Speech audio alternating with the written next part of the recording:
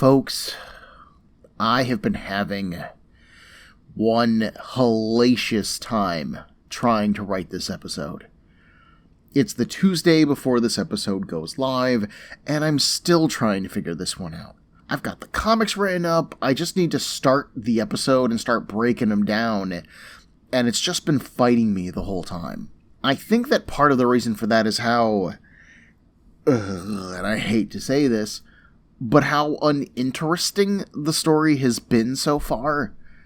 Looking again at the issues that we've covered, Gaiman and Romita Jr. have spent 3 issues introducing our cast, and this isn't even all of our cast either, and then getting them to a party. That's it. Writing that out, seeing it, and saying it, I'm kind of horrified. These comics cost $4 an issue at the time of publication, and in 2006, that would have been when the majority of Marvel's comic books cost $3 an issue. You might scoff, dear listener, at a $1 increase, but the price increase should come with some form of compensation. If these were double-sized issues, or had no ads, or had a nice holographic cover, I could understand a bit more price. Or maybe if this was a big world-shaking event, I could see that too. The Civil War miniseries, which was a contemporary series for this Eternals book, was only $3 an issue, and that was a series that was built to change the Marvel Universe. This is just the Eternals, a property that had never worked. So for a cumulative $12 so far, I won't lie, I am a bit disappointed. This volume of Eternals was originally solicited as a 6-issue miniseries. By the time that it ends, it will have grown by an issue, but that still means that we've roughly crossed the halfway point. Yet, I don't feel like I could pitch you what this book is about. A group of Marvel Universe randos discover that they're secretly ancient cosmic gods, and they have to do what, exactly? Stop Druig from being generally manipulative, maybe? Stop 2 other randos from continuing to kill Eternals like they killed Ike Harris? The lore that we've been given would pose the Deviants as the enemies of the Eternals, but as of yet, we haven't seen the Deviants involved. Do the Deviants have an evil plan? Are they behind the guys who killed Ike Harris? Are they behind the Eternals' lack of memory? I don't know, and rather than being intrigued by these questions, I'm finding myself more frustrated. This volume of the book needs to not only explain the existence of the Eternals, but bridge the gap between the last Eternals series and this one, and explain why they've been missing, set up their current status quo, disrupt that status quo, set them on a new adventure, and give us compelling and interesting characters. And that is a lot of work for a 7-issue miniseries to do. I don't care who is writing it. We've gotten the lore, we've gotten the status quo, we have seen that status quo shaken, and I'm about 50-50 on the compelling and interesting characters bit. The rest is honestly still up in the air. At this point, Eternals has evolved from a book about Mark Curry struggling with his identity as a possible member of the Eternals to an ensemble book featuring a varied cast of characters who are all struggling to do the same. Irresponsible party girl Cersei has been accused of being a former Avenger and might be able to transform physical objects with her mind. Genius inventor Thena Elliott has found herself gifted in both the development of weapons and the ways of combat, although her main concern remains getting home to her now fatherless son. The deputy prime minister of Varos Haika, named Druig, has found himself gifted with the ability to know and manipulate the fears of others, a talent that he seems intent on using to take over his country. And then we have Ike Harris, killed by a pair of dudes who might be deviants posing as humans, or who might just be humans, but don't worry, Ike seems okay. At the end of our 3rd issue, his body was shown in an Antarctic ice shelf inside some kind of technological cradle, as if he had just been 3D flesh printed. And that's where we stand. Let's see if Gaiman and Romita Jr. can win me over with the last couple issues of this book. My name is Ben, and this is Comic Book Breakdown episode 17.3, Total Recall.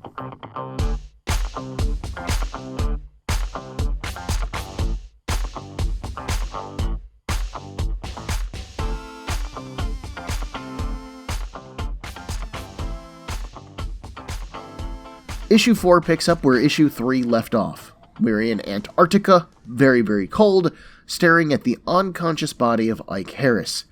He's covered in a full-body red jumpsuit with thin lines of technology running through it, so no nudity here, folks, don't worry.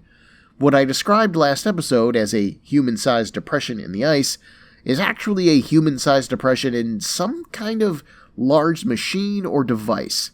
In fact, the entire chamber that we're inside of seems to be lined with or is made of technology. Panels of circuitry line the walls. Thin white wires raise up from the floor and push Ike into the air, and he floats. A computerized voice that seems to come from everywhere starts to speak, telling Icarus that in order to awaken, he must go through the doors. Now floating seemingly on his own, Ike moves through a strangely shaped door.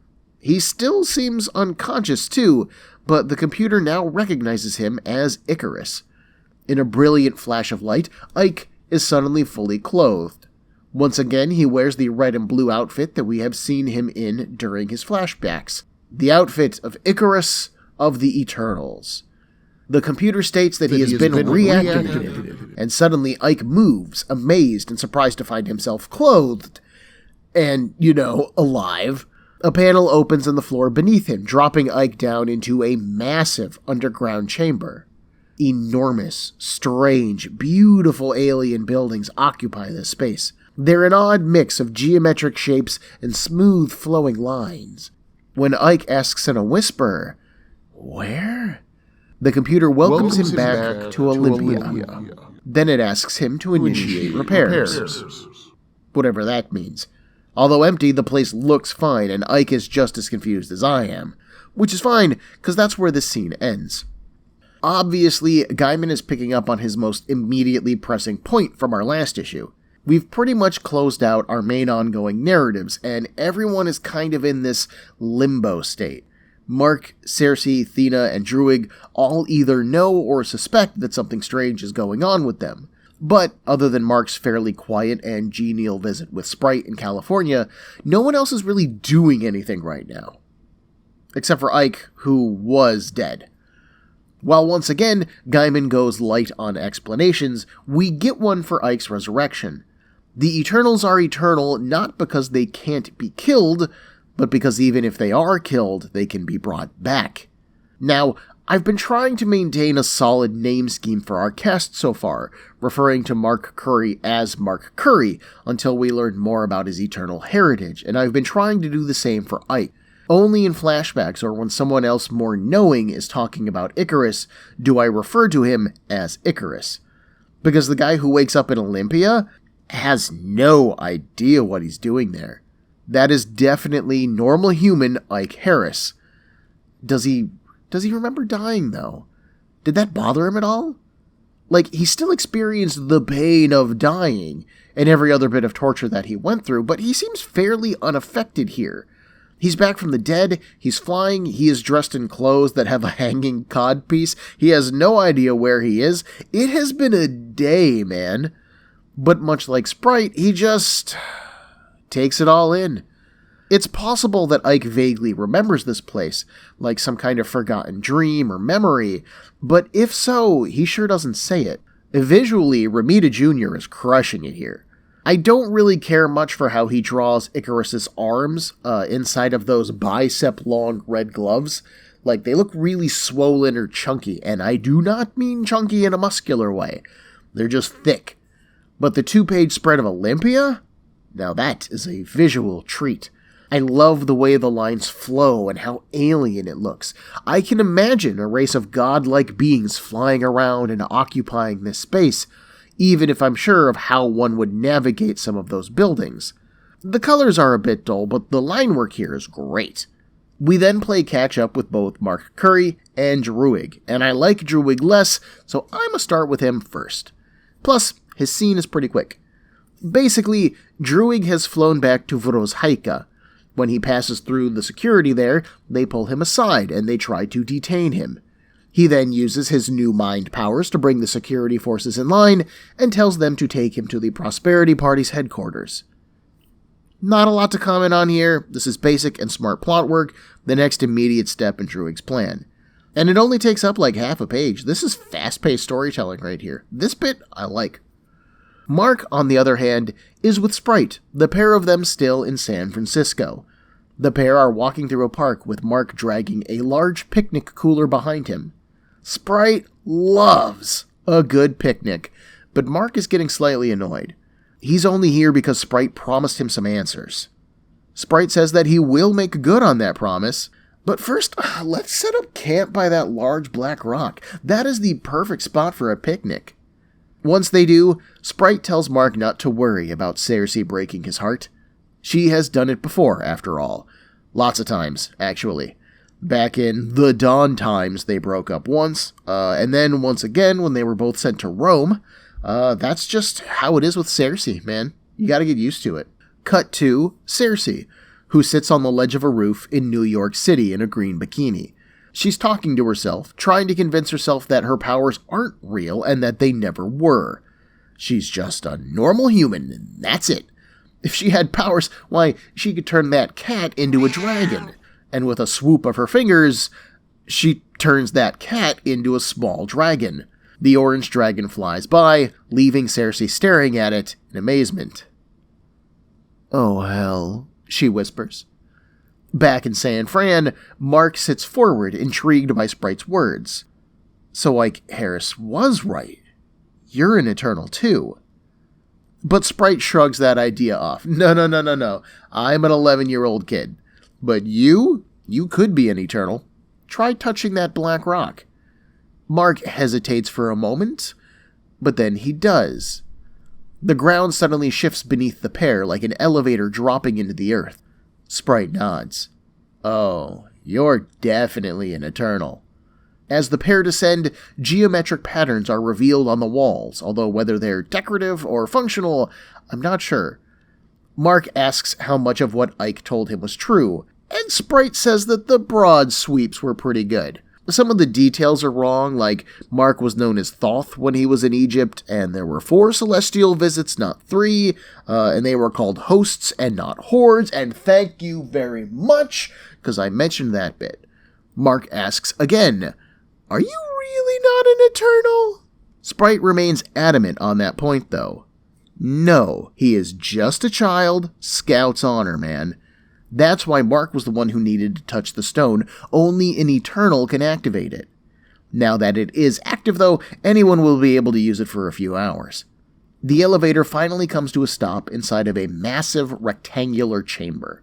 The wall to their right is totally black, stretching for what seems like a mile. Sprite gestures at the wall of darkness. That is the next barrier that they're going to have to pass through. Mark is going to have to run at it and want to hurt it. That is the key to passing through it. Mark stands there for a second, amazed and confused. This no swearing is weird, man. Sprite then gives a demonstration, slamming his shoulder into the wall. Nothing happens. It's just a solid wall. Mark tries next, charging the wall, and the second that he makes contact with it, he suddenly freezes in place. A web of golden energy dances around him, and he drops to his knees, his eyes glazing over. Sprite now runs up to him, laughing, shouting, "Sucker!" Eternals are hardwired to be unable to attack or harm a Celestial. If they even try like you just did, they just shut down. As Sprite continues to talk, taunting Mark, the camera begins to pull out, farther and farther until our 2 characters are just dots. That wall that Mark ran into, it is the right arm of the sleeping Celestial. The massive figure rests on its back, its hands caught in a cage of technology like handcuffs resting over its stomach area. Crackling purple energy snaps and pops in the air around it, although whether it comes from it or is trapping it, I cannot tell. This thing is stunning in its scale, quite frankly, and it is an awesome 2-page spread. I love this. Gaiman has once again expanded the size of our narrative, quite literally, without actually telling us what is going on. If Sprite isn't an Eternal, and if he's to be trusted, and it sure seems like he isn't, How does he know so much about them and the Celestials? Why does he want to tell all of this to Mark? What does he gain? Obviously, from a writer's perspective, this scene is here to start our new plotline, which will get expanded on soon within this issue. But from a character perspective, I'm not sure what Sprite is trying to do. His motivations are still a bit lost to me. Mark seems like he's just trying to learn, which fits with his basic character traits. While he was disbelieving of Ike's story initially, he has now experienced and seen enough proof with his own eyes of it that he is willing to learn and accept. He clearly trusted Sprite going into this scene, and that backfired. Honestly, when someone tells you that you have to want to hurt something, it's probably a bad idea to try it. It just sounds sinister, man. Back at Olympia, we return to Ike, who continues to be prompted to begin repairs by the ominous computer voice. Frustrated, Ike says that he doesn't know how to begin repairs. What do you mean? The computer repeats its message, and Ike sits down, head in his hands. Whatever you want to do, he says despondently, just do it. And the computer does. The buildings around Ike seem to come to life, lighting up with bright colors, changing from the browns and grays that we saw previously to purples, pinks, and oranges.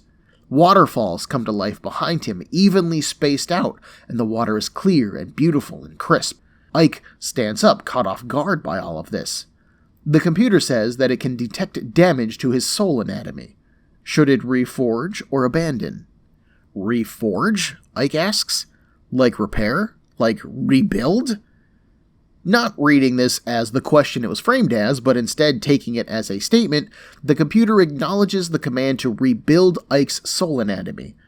Unprompted, Ike now reaches out towards the nearest waterfall, and burning energy flows up his arm. His eyes suddenly turn gold, and as the energy reaches his head, he remembers. He is Icarus of the Eternals. He is older than humanity, put here to safeguard the Earth. Someone has done something to his people, and whoever they are, whatever they did, he will find them. Radiating energy, Icarus now takes to the air. He demands a report from the archive, the system that has been talking to him, and it acknowledges. Before it can give its report, though, we bounce back to San Francisco.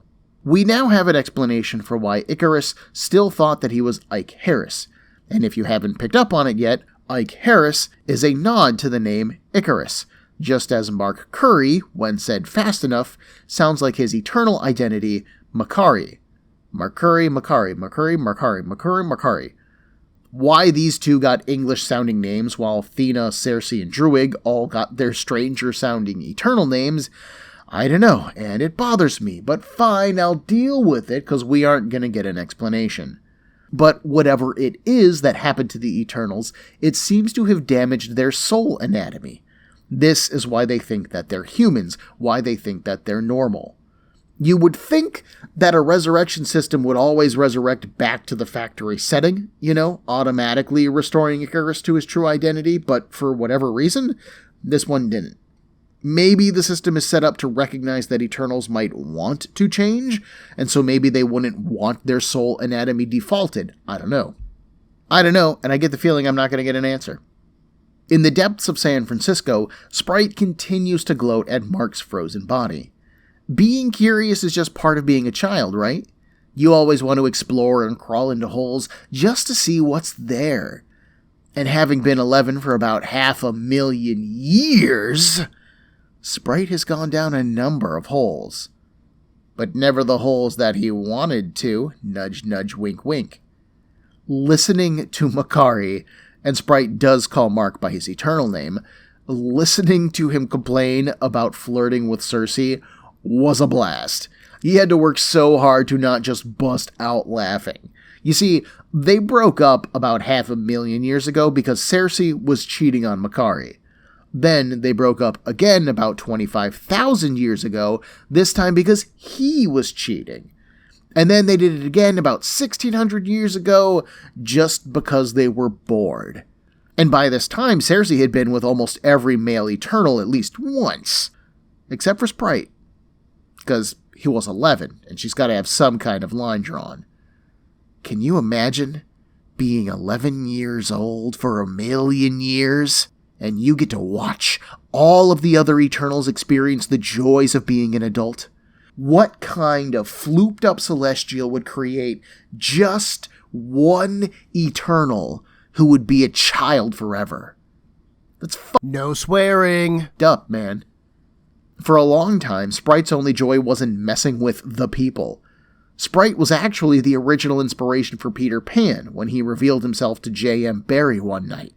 The Eternals used to call humans transients, actually mayflies. You can't get attached to them, really. They don't last very long. And now, Sprite is one of them. Next year he's going to be 12, and it's going to be so dope. You see, this big thing in the ground is the Sleeping Celestial. Why he's in prison there, Sprite doesn't know, but he must have really peed off the rest of the Celestials to get chucked in here. Anyways, about 100 years ago there was an earthquake. I believe he's referring to the 1906 earthquake, and it rattled the absolute crap out of San Francisco. A squad of the Eternals went there to fix as much damage as they could. Their final step was to reinvoke the core dampener. This device was pure celestial technology, though. None of the Eternals fully understood it. Even Ajax, whose eternal gift is being able to communicate with the Celestials. This group of characters then merged their consciousness together into the Unimind.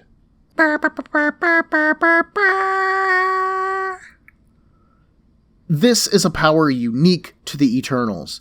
They are able to merge their minds together, creating a powerful Gestalt mind. Their bodies are transformed into pure energy as part of this process, and they are capable of a great many things, basically whatever the plot demands of them. In this particular case, the Unimind finished the repairs and reinvoked the core dampener. But while they were all merged together, Sprite's small flicker of consciousness could feel the power radiating off the sleeping Celestial. It was endless. Just imagine what he could do with that kind of power. So Sprite did imagine. And then he waited. Thought through it all. Unlike Makkari, Icarus, or Cersei, who were gifted with speed, flight, and transmutation, Sprite's gift was that of illusion. After their last deaths, the leader of the Eternals, called Zuros, and Ajax had their minds messed with by Sprite. He couldn't change reality on his own, but he could trick them. Sprite fooled these older Eternals into returning to the sleeping Celestial with him, and they instigated a Unimind. The Unimind then tapped into the Celestial powers. Now, Sprite was so strong that he wasn't just casting illusions. Now he could shape reality. He made it so that there were no more Eternals. All of them were turned into normal humans, especially Sprite. Now he gets to be a movie star, a rock star, and eventually he's gonna hit 20 and the girls, man. Oh, he can't wait. After that, well, the sky is no longer his limit, actually. He can leave the solar system if he wants to, something that no other Eternal can do. Sprite tells Mark that he should thank him. He gave the Eternals their humanity. Whew. Solid rant, kids. Solid rant. So there are some things here that I really appreciate, and there are some things that I absolutely hate. I love Sprite's frustration. I super love his motivation here. It makes perfect sense to me that Sprite would grow to resent humanity and the other Eternals given their life experiences. As a motivating factor for why Sprite made the Eternals human, this stuff is great. Totally down for it. However, I hate the how of how he did it. I have only ever read one instance of the Eternals creating the Unimind, and that was during Heroes for Hire Volume 2, which featured Thena as a member of its cast. When the Eternals formed the Unimind there was no controlling it or influencing it. The whole point of the thing is that all of the minds that make it are subsumed. The Unimind is a new, singular Gestalt being, their own entity entirely. So the idea that Sprite could still have a singular experience inside of it So the idea that Sprite could have a singular experience inside of it, which is when he noticed the sleeping Celestial's power, is something that shouldn't have been able to happen. Of course, this also means that Sprite shouldn't have been able to create a Unimind and tap into that power and then rewrite reality at all. Adhering to proper continuity would make this entire story unable to happen, which is exactly why Gaiman sidestepped it. So, to me, this concept is a bit of a cheat, and I don't really like it. To be fair, if you were a new reader who had never read anything featuring the Eternals before, this wouldn't really be a problem to you, and this book would honestly read just fine. This is the fine line that most American comic books have to walk. If you're going to appeal to longtime readers, then you need to do your research, and if you're going to appeal to new readers, you can basically ignore continuity, but then you risk ostracizing the older readers. As an older reader, I have to say that I am generally willing to forgive the occasional slip-up like this one, so the wind tends to go to the new readers. Compounding things, though, Sprite's rewrite of reality is weak AF. Sprite turned the Eternals into humans, yes? That's the concept that he sells us on here, and just look at him. He's no longer genetically an Eternal. He is aging, and he couldn't activate the Black Rock, leading to the Sleeping Celestial. Mark had to do it. But, if the Eternals are all human, why do they all have superpowers? We've seen Ike recover from fatal to humans damage before, so his healing factor is clearly fine, but that's not a human trait, that's an Eternal trait. Mark has demonstrated super speed in issue 2 when he was crossing the street and almost got hit by a car, and then again at the party, something that a human couldn't do. And then there's the fact that Mark, Cersei, Thena, and Druig unconsciously created a split-second Unimind at the party. That's why Mark and Druig talk about tapping into something bigger than themselves. Their minds unconsciously linked, and this woke the Eternal powers in our cast, but No swearing. Why? They should be human, not Eternal. And how much more interesting would this story be if Ike Harris was killed, but then came back as Icarus, with full knowledge thanks to the Olympia reforging, and then he goes to Mark, and he's like, Mark, you're an Eternal too, dude. All you have to do is die, and you'll get a reset. Come on, let's get you murdered, man. Let's go! Admittedly, that would be a very different story than what we're getting here, but would Mark find that a good trade-off? Would he be willing to trust this seemingly random stranger with his possibly eternal death in the hopes that he comes back as a superpowered god figure? And what does reading Reborn as a superpowered god figure mean for Mark's human life? Speaking of, how do all the background details of Sprite's rewrite work? Sprite tells us that he has been 11 for 500,000 years, and he is only just about to turn 12, so his rewrite must have happened about a year ago, so this change has been fairly recent. But we're shown that Mark is an extern, he has medical training, he has student loans, so he clearly went to a school. He has history in the world. Did Sprite just make all of that up for him? And since Sprite is the one doing the rewrite, why would he place the majority of the cast all together in New York City? I'd have shot them all across the globe just to keep them from bumping into each other. You know, and we do have Druig in Vorosheika, and then Sprite in California, but then the rest all appear to be in New York, and what does that accomplish? Why did Ike, Mark, and Thena get first and last names, but Cersei and Druig are just first names? And how did Sprite's rewrite work on the Avengers computers last issue? Because it had information on Cersei, but then it didn't work on Iron Man, because he clearly recognized Cersei. And if it was Sprite's rewrite which wiped Cersei's computer files, why did it take until now to have that effect? Oh, there are so many foundational questions that I have about how this worked and how it affected the world and why is it failing now, and our story is honestly just too big to focus on any of that. I really wish that all of this story had just stayed on Mark Curry's singular experience and how he's discovering this hidden history of the world and exploring these questions. How scary would it have been if, when the hospital looked into Mark's medical records after he released Ike, they found nothing? But Mark would remember going to school. He would remember his professors and his girlfriend in his dorm room. But when he checked, there would be no documentation of it. So then maybe he would try to call his parents for confirmation. And then his parents don't exist. They never did. All that was just in his head, an illusion made stronger thanks to Sprite's power-up. We could have even had him paired with Cersei, who has never honestly put much stock in her past. She just lives in the now, you know? But now she's creeped out because Iron Man knows who she is. You don't have parents, dude? Guess what? Apparently, I guess I was an Avenger, and I don't remember any of it. Oh, yeah, and I don't have parents either. It's No swearing. fucking weird, but who cares? I feel like there's so much potential within this idea for a nice, slow, dramatic build-up and reveal, and there's room for character examination, and we're getting none of it. It's just info dump after info dump.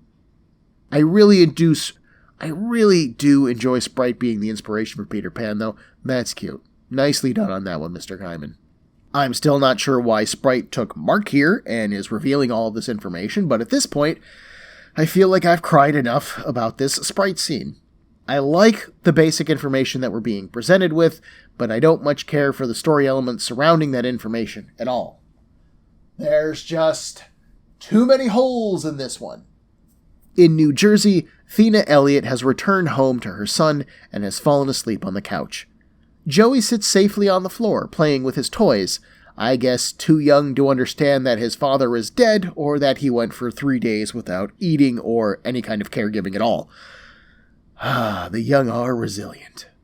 Anyways, as she sleeps, Thena also dreams. Inside of her dream, Thena is dressed in golden armor, spiked along her shoulders and the crown-like protrusion from her head. A pair of intricate fight staffs are held in either hand and are covered in gore. Green blood is splattered across her face and body, and she's smiling. The bodies of dozens of deviants lie at her feet, and hundreds more charge across the strewn bridge at her. This is the Battle of Craw's Bridge, she remembers, which happened in the deviants' homeland of Lemuria. The deviants were determined to cross that bridge, and only Thena fought to defend it. But after 36 hours of killing, Thena has grown tired of the work. She fights her way to the center of the bridge, and she shoves her staffs into it. The stone shatters. The bridge collapses. The deviants and Thena fall to their deaths. Some strategies are only workable if you're eternal. Thena snaps awake from the fall and finds herself fully clothed in her eternal armor. In an instant, she knows who and what she is. Joey looks up at her, confused at the sudden change. With fear in his eyes, he asks, "Mama?" Thena looks down at him. Yes. Thena grabs the back neck of his shirt and lifts him up into the air. "I am, Mama, Joey," she says. As the words leave her mouth, Thena knows that they're a lie. A sudden twisting in her stomach draws Thena away, out onto the balcony. She sets Joey down and pulls him along by the arm now. Outside, she finds Icarus, who hangs stoically in the air. It's no wonder that the humans thought of them as gods, she thinks. What else could they be? Icarus asks Thena if she knows him, and she answers yes. She knows everything. He tells her that they have to go. They, whoever they are going to wake the sleeping Celestial. Then he smiles. They need to save the world. Once again, the inconsistencies of this story confound me. Gaiman showed us that Ike Harris only became Icarus again, fully powered and with his original memories restored, after he died and was remade in Olympia. But here we have Thena manifesting her armor and accessing, apparently, all of her memories without having done any of that. She just is. And meanwhile, we have Mark being exposed to parts of eternal history, and yet he isn't awakening at all. Cersei is over there doing finger magic on a rooftop, and Druig is planning to fear-pathically rule a nation, and none of them are manifesting costumes or epic backstories. This is so inconsistent, and quite frankly, it has gotten on my last nerve. If you couldn't tell. I'm also really annoyed that there are no repercussions for Joey being left unattended for 3 days. And sure, probably like a day has passed since Thena got home, so I'm sure that he's been fed and changed and bathed, but Thena made such a big deal about getting home to her son, and Gaiman has made real-world repercussions a thing in this series, that not having there be some element of this addressed kills me. If Thena caring for her son isn't a thing, then why would you give her a son? I do like the implication that, now that she remembers who she is, Thena has maybe lost the emotional connection to Joey.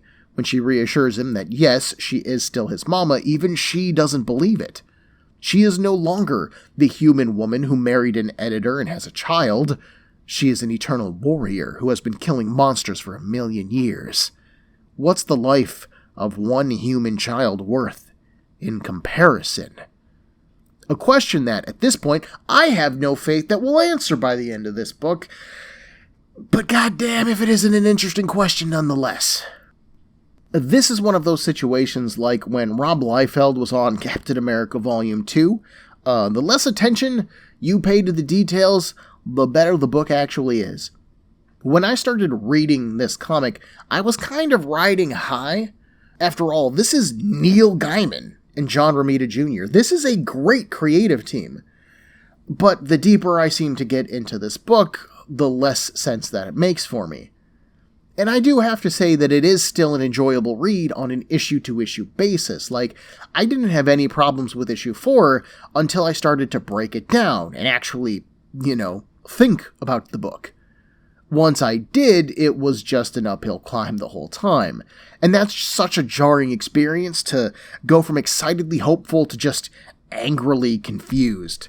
And not even confused because something doesn't make sense. I'm confused because the things that don't make sense are things that are just being ignored.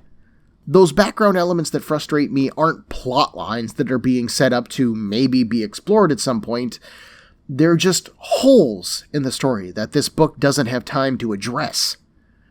I like Sprite's motivation, I like this backstory stuff with Thena, and I like the upcoming conflict between her being an Eternal and yet having a human son. I feel like we're finally getting back into some kind of, big plot for this series, which is a way late game addition. We've only got 3 issues left of this book, and all that stuff is actually pretty good. But the human element that I was enjoying so much in the first couple of issues is really getting beaten up, blown up, and dropped from the top of the building. It feels like Gaiman's trying to just kill it. Let's see if issue 5 can salvage some of this mess. As issue 5 opens, we are back in San Francisco. We aren't with Sprite and Mark, though. This time we're with our 2 favorite deviants. Good old Stomach Face and Tentacle Arms. Both of them are back in their human skin disguises, with Stomach Face leaning against a shaded tree. He's on the phone, uh-huhs a few times, and then hangs up. He tells Tentacle Arms that Strawn just saw Icarus fly out of Olympia, the Antarctic home of the Eternals. Tentacle Arms casually shoots his tongue out, ensnaring a squirrel before pulling it back into his mouth. He stands up, and both of the Deviants turn, seeing Sprite and 2 previously unseen before bodyguards dragging away Mark's picnic cooler. Tentacle Arm smiles. Let's say hi to the kid. Pretending to be autograph hounds, the Deviants approach Sprite's group. The bodyguards warn them off, but Stomach Face bites off one of their hands. He collapses onto the ground and the second guard draws a pistol, but Stomach Face warns him before he fires. You can either die here, or you can get your friend to a hospital. And maybe he doesn't die at all. The guard thinks it over, and then he chooses to go to the hospital, yeah. Tentacle Arms has kept his focus on Sprite through this, as the kid tried to run away. He didn't get very far, though. Tentacle Arms wraps him up and lifts Sprite into the air. Tag, you're it. Gaiman opens this issue with the Deviants for one easy-peasy reason. We haven't seen them in a full issue. The last time that we saw these 2, they were shedding their skins and praying to a stone wall. We know that they're hoping to wake up the sleeping Celestial, and that when he awakes, their people, which they refer to as the Changing People, will rise with him. This is, presumably, our main antagonistic threat for the remaining few issues that we have, so Gaiman needs to get this plot moving now. And this is a fun scene for the most part. Again, for some reason I love the dialogue between these two. They feel like people and not like monsters, which can be a hard thing to do because they're clearly meant to be monsters. I even like the way that they threaten the bodyguards, but then let them go. When their plan works, because as far as they're concerned, it's going to, and they will rule the Earth and humanity with it, it's not going to matter if these two guys survived right now. They have no real reason to kill them, so they don't, and I like that practicality. That said, once again, the detail work does fall away for me. We saw these two torture Ike Harris, ultimately kill him, pray to a stone wall, and now they're in San Francisco. But why? How do they know to go to San Francisco? Did they follow Mark here? Do they know that Mark was an Eternal? And if they did know, why did they only kidnap and torture Ike? Why wouldn't they kidnap and torture Mark, too? Or are these two here because they know that Sprite is an Eternal? While they weren't in the room when Ike told Mark about Sprite being an Eternal, maybe they were near enough to hear it, like they could have been just outside the door? I could buy that explanation, although I think it's kind of unlikely. I suppose maybe these two just knew where the Sleeping Celestial was all along, which could be why they came to San Francisco, but if so, why would they come now? Why would the Deviants have never come before this? Did they know that Mark was coming here and that he would visit the Celestial? And then why did they kidnap Sprite? Sprite has shown an absolute disinterest in whatever the former Eternals are up to at the moment, and he said that the Black Rock elevator is going to work for a few hours anyways. So in theory, it's not like the Deviants need Sprite. Remember, Sprite is just a human now. They don't need him to do anything. I don't think I'm going to find any actual answers to these questions. I just had to ask them anyways. Let's not let our lack of storytelling stop us completely. We have come too far in this series to stop now. Let's keep moving. Back at the end of issue 2, I mentioned that there was a single panel of an unknown character who was saying that things were happening too soon. Well, we finally see that character again, this time on a rainy night in Manhattan. This new character, who makes our 8th cast member at this point, walks through the sidewalks with no umbrella, leaving him exposed to the rain. Medium-length black hair is slicked back from his serious face. A black leather jacket covers what looks like a muscular frame. Hang on, he just stopped walking. Turning, the man looks down a dark, wet alleyway. He enters, approaching a jacketed form that huddles in a recessed doorway. A mangy-looking dog jumps up to defend its friend, and our mystery man squats down nearby. "Don't worry," he tells the dog. "I won't hurt him." He leans forward and shakes the homeless man. "Time to wake up, Zuras." The drunk man barely looks at him, telling him to go away. But our man is insistent. He says that he is named Ajax, and that he speaks for the Celestials, and that this has all been his fault. When Zuras, Ajax, and Sprite formed the Unimind that changed the Eternals, some part of Sprite had autonomy, but so did his fellows. Zuras gave Ajax a mission, and Ajax has done his best to follow it. He was the person who hired the Deviants, and he did so by promising them that he would help to wake up their god, the Sleeping Celestial. In exchange, the Deviants would kill Icarus, which would allow him a full rebuild and reinstall. This would not only correct Sprite's tampering, but it would also put him in a place where he was safe, meaning Olympia. But when Mark, Druig, Cersei, and Thena were at the party and under duress, they instinctively began to form a Unimind. Now they have begun to awaken to their abilities, although they don't have their memories yet. Except for Thena, because she does. I hate it, but that's fine. And now the Deviants are demanding their payment, and Ajax is out of time. He needs Zuras back. Zuros was the Eternals' rock, the mightiest of them all, the engine that kept them going. If the Deviants manage to wake the Celestial, then the rest of the host will come back to stop it, and they will wipe out all life from this planet to do it. His eyes thin as he stares at Zuros' dirty form. Does any of this sound familiar? The homeless man convulses suddenly, as if he's having a seizure. Then he straightens. When he stands up, his eyes glow golden as he gazes upon the other man. Ajax? He asks, testing. Ajax kneels. Your servant and your subject, my lord. So, he says, it begins once more. All right, 9 cast members. And I'm not counting that dog. Although I kind of hope that Zurus keeps it. That dog seems solid. Good dog. We now have an explanation for the events of this miniseries. We know how the Eternals got to where they are, and we know why everything that's been happening to them has happened. While I don't like any of the Eternals having their own personal minds while inside of the Unimind, I have to admit that I like Gaiman allowing Zuros and Ajax to think as well. If Sprite could do it, then there's no reason why they shouldn't have been able to do it either. So while this Unimind idea is inconsistent with the rest of Eternals' history, how it works within Gaiman's story has remained consistent, and that is something that I appreciate. Bad enough that we have so many unanswered questions, I don't need more plot holes cropping up too.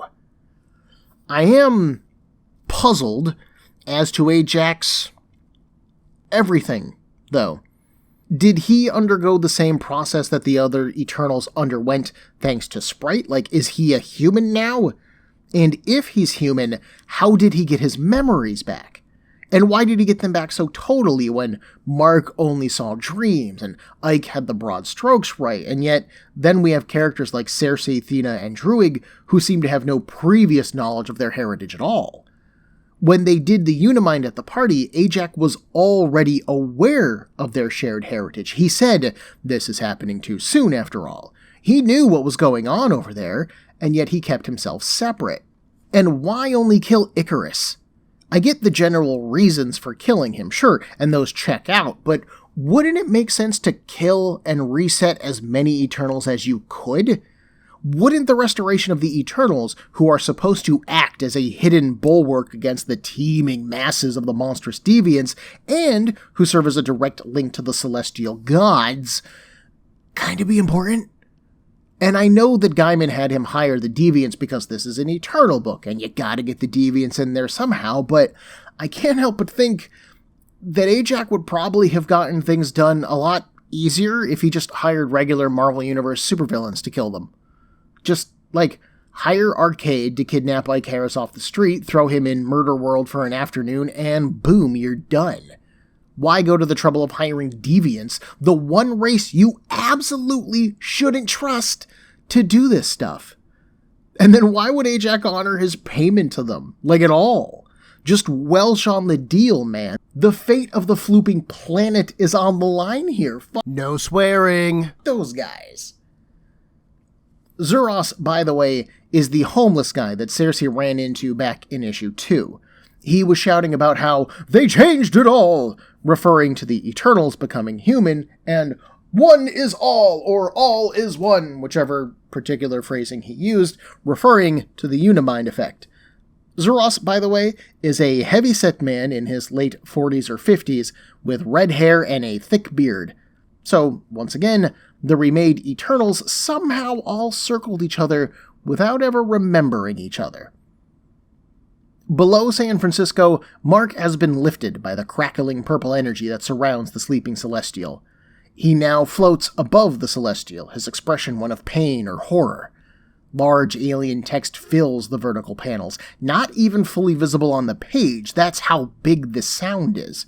At the bottom of the page, a transparent word balloon is slowly zoomed in on. Within it, translating the words, the Celestial states that something disturbs its slumber. Uh-oh. At the Vorozhaikin Parliament House, we find the various heads of the government seated in a room surrounded by soldiers. They look harried, tired, maybe nervous. A door opens, and Druig enters the room. He asks them, is it better to inspire loyalty through acts of good, or through acts of fear? You know, he could have been the Prime Minister, but he chose to be the deputy instead. He attempted to get the best scientific minds to Vorosheika so that they could help bring it into the future. These were his attempts at good acts. And clearly they didn't work. He has a line of men and women brought into the room. They're all nearly naked, dressed only in their underwear, and they all look scared. Druig then has his soldiers offer each of the political figures a box cutter. He could just drive them all mad with fear, but he doesn't need a government of insane fools. So instead, a test. Each member can choose to either kill one of these people, which will signal their allegiance to Druig, or they can cut themselves. If they do the second option, they will be treated for the wound and then taken somewhere where they won't hurt themselves, or Druig, ever again. A man referred to as Ivanovic suddenly charges forward, cursing Druig. The man glares and Ivanovic is suddenly frozen in place. No, Druig says calmly. Cut your own throat, please. Ivanovic does. The other Parliament members leap to their feet, hailing Druig. They move forward as one, towards their near-naked victims. Druig smiles as they pledge their loyalty to him. In the morning, he figures that he'll blame these murders on the gypsies, perhaps, or the homosexuals, or the Slavs, or whoever he wants, really. He'll have to reinstate the secret police and have those responsible rounded up, though. Druig folds his hands behind his back. Yes, this feels like a return to the good old days. A quickly expanding pool of blood seeps towards the door that Druig leaves from. The very old days.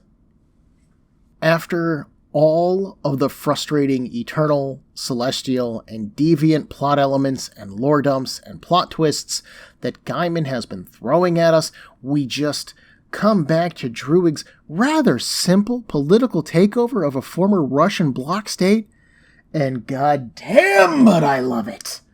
This is so simply written, but also so perfectly messed up. Druig is clearly a man who is willing to break the rules in order to accomplish his goals, as we saw with his kidnapping plan. But now that he has been gifted with mind control powers, that tendency has been heightened. No longer does he need to rely on money to get him the things that he wants, or even a force of arms. Now he can turn people's own minds against them. This scene is chilling because Druig doesn't really force the Parliament members to do anything. They have a choice between right and wrong, and they choose wrong.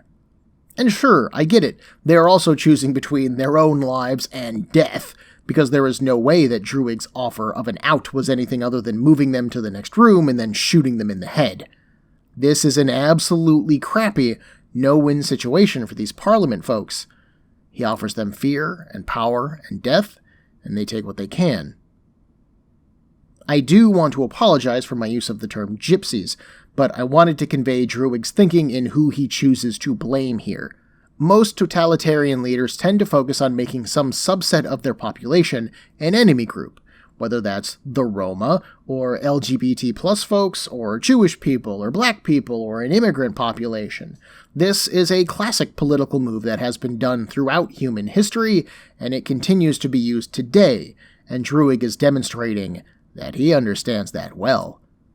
This move isn't a new idea, it is an old one. And not only is Druig very old, but he is very good at it. This scene has so much weight and gravitas and feeling to it. This is the kind of character-focused work that I really like. And admittedly, Druig is a villain, and I tend to like the psychology of villains because it's interesting to see how they get to where they get in their justifications. But man, I really like this scene. I kind of wish that the whole series was just Mark Curry coming to terms with his vague ancient past versus his modern life, and then him having to do battle with a mind-controlling psychopath who rules a Russian nation-state. That would just be probably really weird, but I kind of wish, you know? This is chilling stuff, though. I absolutely love this scene. Beneath San Francisco, the Deviants and Sprite are elevated down to the sleeping Celestial. They recognize Mark's frozen form instantly, and Tentacle Arm pulls him out of the purple energy. Stomachface introduces them as Morjack and Gelt of the Changing People. He apologizes for the little lies that they told him back at the hospital before they took Ike, but it was all in the name of the greater good. Gelt, aka Tentacle Arms, places Mark on the floor, although he doesn't release him yet. Morjack tells Mark that they won't kill him. Killing Icarus was hard enough to do, thank you very much. One full Eternal is all that they'll need. You see, the Celestials planted the Deviants here. There's something about the deviant soul that Celestials just find delicious. When they had multiplied enough, the second host of Celestials came and then devoured them. Only one Celestial protested the act, and that was the one that is now buried beneath the ground, the sleeping Celestial. For its dissension, the others imprisoned it here and blackened its casing so that no energy could get in or out. I'm assuming so that nothing could wake it up. But the Celestials accidentally left a key. The Eternals. Mark's skull suddenly shows through his skin, but I'm not sure why. Are we, seeing deviant vision here, and they can see inside of Mark's head? Did the energy surrounding them, flash, and then maybe give us a glimpse of his skull? Did they kill him? I don't understand what's happening here. I literally don't understand what's happening here. I don't know if they're killing Mark. I don't know if they're just keeping Mark. I don't know if he's in some kind of sleeping celestial stasis, or if he died, or what. I got nothing. But I do like getting to hear an abridged version of the Deviants side of things. The idea that the Celestials planted the Deviants like humans plant crops, and then harvest them for consumption, is honestly terrifying. It's certainly not a new idea, and it's one that I have seen postulated before about why alien life would potentially seed the Earth, but it certainly casts a more human light on the Celestials. Traditionally, the Celestials don't need to eat. They don't have conventional physical bodies like humans do underneath that armor. The Celestials are theorized to be sentient energy, and their massive shells just contain that energy, allowing them a sense of individuality and motion within the universe.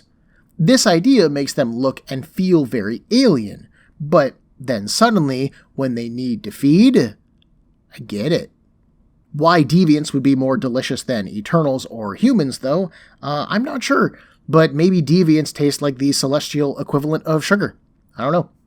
It does cast the summoning of the Celestials by the Eternals in a new light, though. It could be that the Eternals, rather than being defenders of humanity or even defenders of Earth, kind of like an unconscious agricultural system, and when the Deviants reach a high enough population point or a reaping point when the crops have grown fully, the Eternals then summon the Celestials come, consume as many Eternals as they can without draining the field dry, and then they leave. That's a hell of a lot more sinister, and while it's hard to sympathize with the Deviants because they're monsters who want to take over the world and enslave humanity, it certainly does make me feel for them more knowing that the Eternals are basically just jailers, or unaware farmers at the very least. Oh, that's creepy. I like that. That said, I'm not quite sure about some of the rest of this. Despite Morjack telling us that the sleeping Celestial's form was blackened, we aren't really told why. I'm kind of guessing that this was to show that this particular individual was blacklisted, like it's literally just a physical representation of the Celestial's exile. But Gaiman makes a point of telling us that no energy can get in or out of the armor. Was he telling us that the Celestial can't influence the world, maybe, despite its dormant state? Was he telling us that the blackened armor would prevent the absorption of energy, which sustains the Celestial? Admittedly, if the Celestials do need to consume energy, either by eating certain species or by absorbing various types of radiation, this would be a clever way to stop that, but that isn't something that's been established in this story. As I said before, the Celestials are their own power source, classically. So, clearly, I'm a bit confused by this. I'm just not sure what this little story point is meant to be. I'm also not sure why the Eternals are the key to waking up the Celestial. Why would the other Celestials leave a key at all? They clearly didn't want Sleeping Beauty out and about, so why would they leave a key to his door? What possible purpose does that serve in their grand schemes? Why give life on this planet a chance to free the sleeping Celestial? You know you're leaving sentient beings there. And to that end, why do the Deviants even want it awakened? Sure, they seem to have this idea that I guess it'll back them in taking over the world, and sure, maybe that works. But this Celestial already got its butt handed to it by the others of its race. What's to stop them from learning that it woke up, and then they just come back and they beat him up again and they eat the Deviants? And then maybe this time they eat all the Deviants. Ajax certainly thinks that the Celestials will just wipe the Earth clean to remove this threat. So now the Deviants just look like idiots to me. Plus, Morjack tells us that they don't kill Mark because they have Icarus, and they only need one full-blooded Eternal. But for what? And you don't have Icarus. The Celestial started to speak after Mark touched it, so didn't he already begin to wake it up? And honestly, could Mark wake it up given that he is an unrestored Eternal? Isn't he still technically a human being right now? I don't know, because this book doesn't make a fart of sense. Rasum bullshit. We bounce back to Manhattan, where Cersei has settled down in Abigail's apartment to do the crossword puzzle. Or maybe she's doing the Sudoku. This is 2006 after all. There's a knock at the door, and Cersei calls out that someone should answer that. When no one else does, Cersei sighs and goes to open it. Icarus, Thena, and Joey are standing out in the hallway. Well, some of them are. Icarus floats a few inches off of the floor, actually. His Eternal costume is covered by a brown jacket, and his face is covered by a pair of sunglasses, while Thena just has like a big red sheet thrown over her armor. Like, it's clear that the idea here was to hide her armor, but it's also clear that no one gave any real thought to her disguise at all. She totally stands out, but yeah, okay, sure. The Eternals don't really seem to be big on subtlety. It's fine. Icarus greets Cersei, but she cuts him off. Oh, this is fantastic. They're here to drag her off to some secret CIA camp where she's going to be forced to sign some kind of superhero loyalty pledge, aren't they? Fine. Well, let's get on with this. Arrest me, she says petulantly. Thena just stares at her. We aren't superheroes. Cersei doesn't buy it, though. Look at yourselves. That guy's walking on air. Of course you're superheroes. Duh. Icarus explains as Thena takes Joey to the potty. They need Cersei and her powers in order to save the Earth. That is literally the reason they exist. All Cersei has to do is take Icarus's hands and trust him, and she will understand. Cersei begins to nervously reach for his hands, but then the door opens again, and Abigail is home, which really makes me question who Cersei thought was going to answer the door to begin with. Anyways, Abigail is very surprised to see whatever this is that is going on here and announces that she's going to call the cops.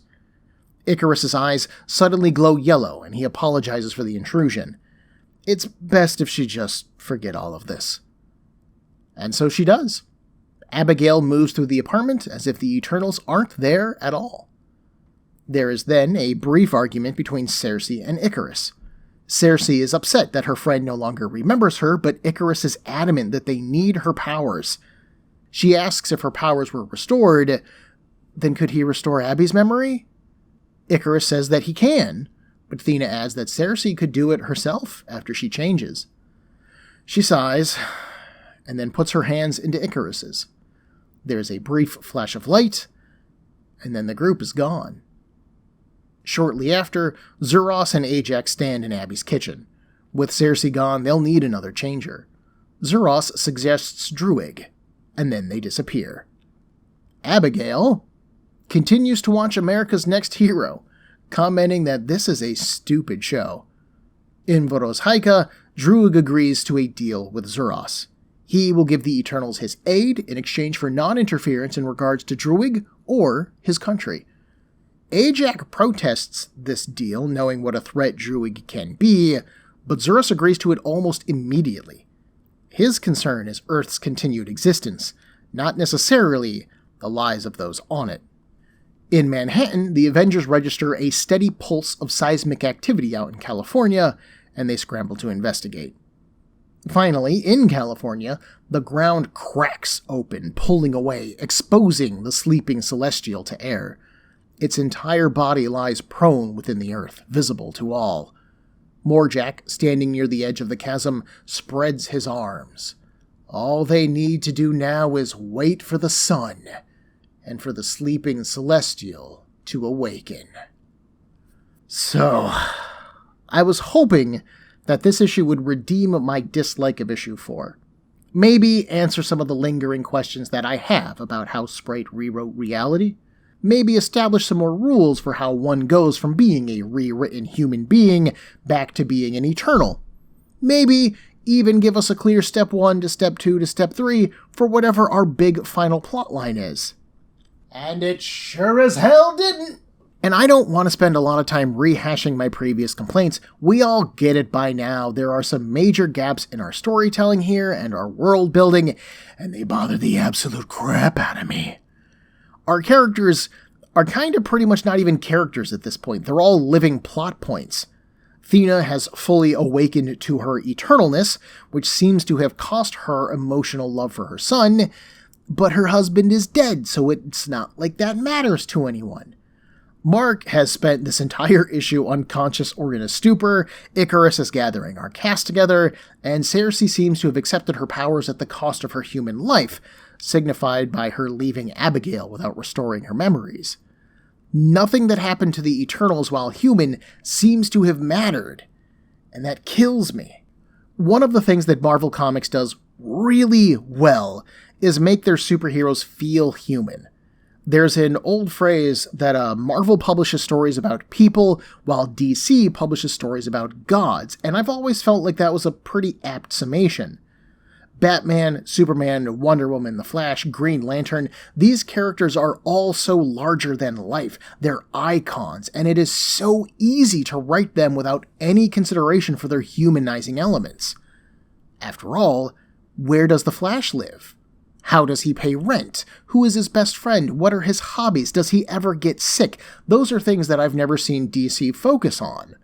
But Marvel's heroes squabble. The Thing was constantly quitting the Fantastic Four when the book was first launched, angry and upset about being a rock monster, something that didn't happen in then contemporary teen books. Spider-Man would get a cold, and those full body aches, and he would still have to go out at night and punch the shocker because someone has to. And he would probably miss a date with Mary Jane in order to do it. Marvel's characters have always felt very grounded and human. And classically, I would argue that the Eternals do not. And I mean, they actually aren't human at all. They're so not human that normal humans actually thought that they were gods. And therein lies the fundamental problem with this concept to me. The Eternals are one of the least Marvel Comics idea ever published by Marvel Comics, and that is why the book has failed to find an audience over the years. The other gods or godlike characters that have stuck around successfully, heroes like Thor or Hercules, are constantly striving to be human. Jason Aaron's 5-year-long run on Thor was really just a big meditation on how gods need to be worthy of the people that pray to them.